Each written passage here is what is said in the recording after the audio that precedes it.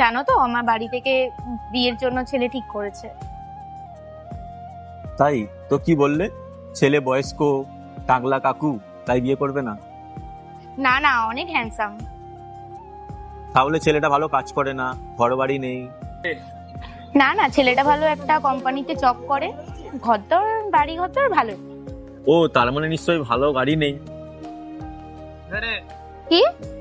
না না, BMW আছে। তাহলে কি বলে রিজেক্ট করলে বাড়িতে?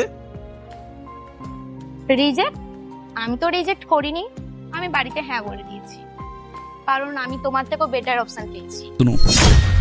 মানে কি বলছো? আমি তোমার বয়ফ্রেন্ড হই আর আমি তোমায় অনেক ভালোবাসি, তুমি বাড়িতেই বলে দিয়েছো মানে?